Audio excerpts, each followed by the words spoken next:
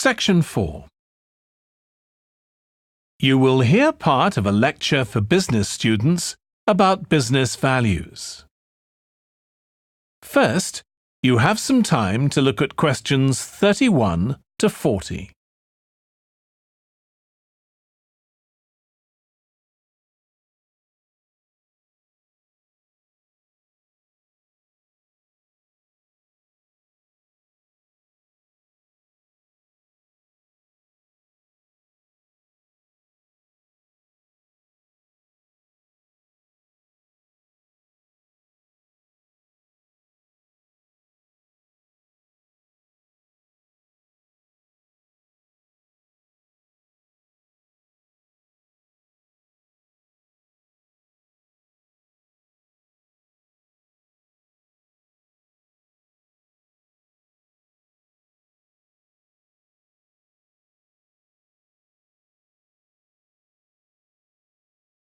Now listen carefully and answer questions 31 to 40.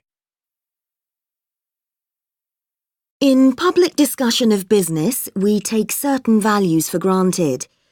Today, I'm going to talk about 4 of them: collaboration, hard work, creativity, and excellence. Most people would say they're all good things. I'm going to suggest that's an oversimple view. The trouble with these values is that they're theoretical concepts, removed from the reality of day-to-day business.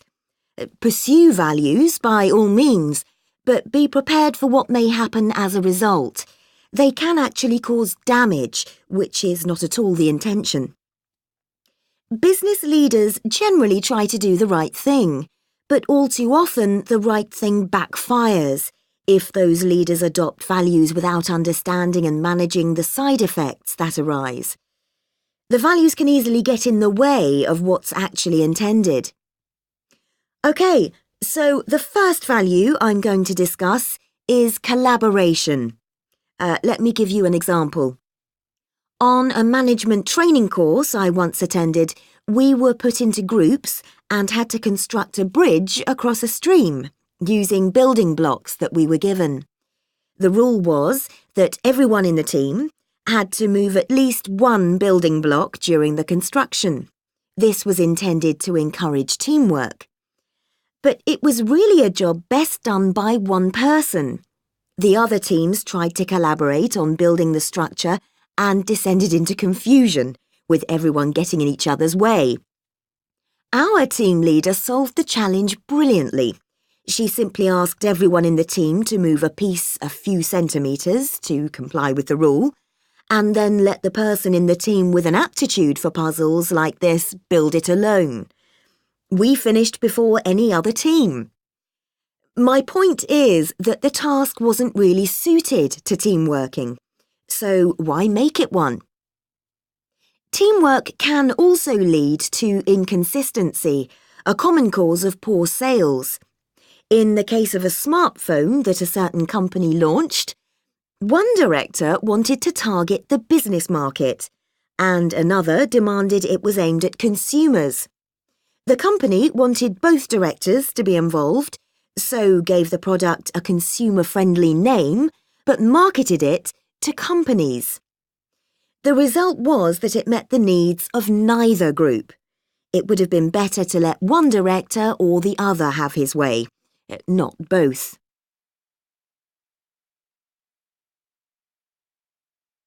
Now, industriousness, or hard work. It's easy to mock people who say they work hard. After all, a hamster running around in a wheel is working hard and getting nowhere.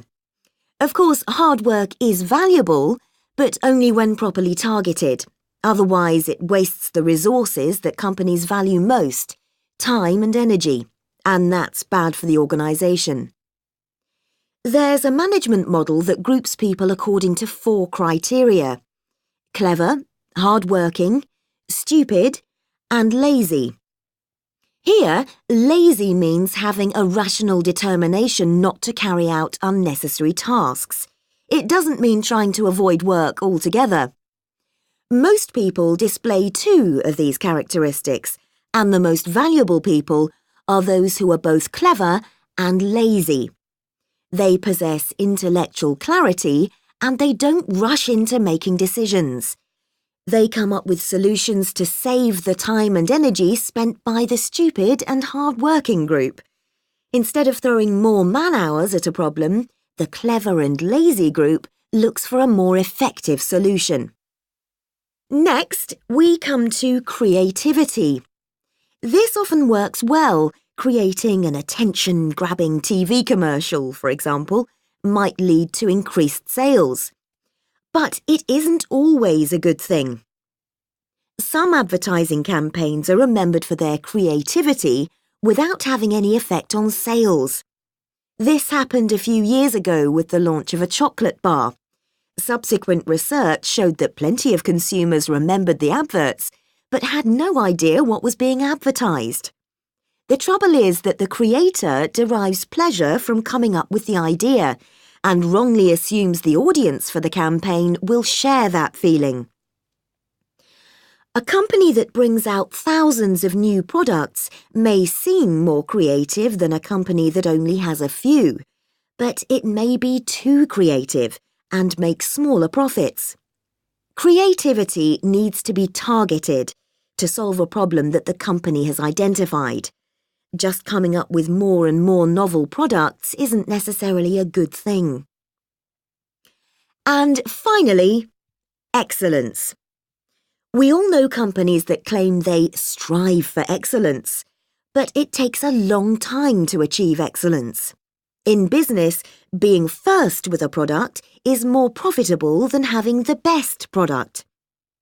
A major study of company performance compared pioneers, that is, companies bringing out the first version of a particular product, with followers, the companies that copied and improved on that product. The study found that the pioneers commanded an average market share of 29%, while the followers achieved less than half that, only 13%, even though their product might have been better. Insisting on excellence in everything we do is time-consuming, wastes energy, and leads to losing out on opportunities. Sometimes second-rate work is more worthwhile than excellence. Make sure it's excellent sounds like a good approach to business, but the just get started approach is likely to be more successful. That is the end of section 4. You now have half a minute to check your answers.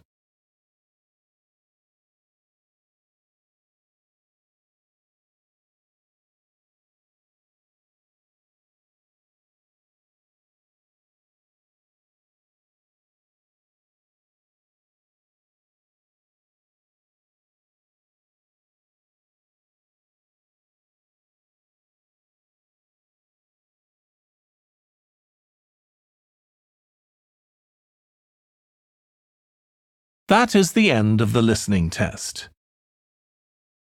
In the Ielts test, you would now have 10 minutes to transfer your answers to the answer sheet.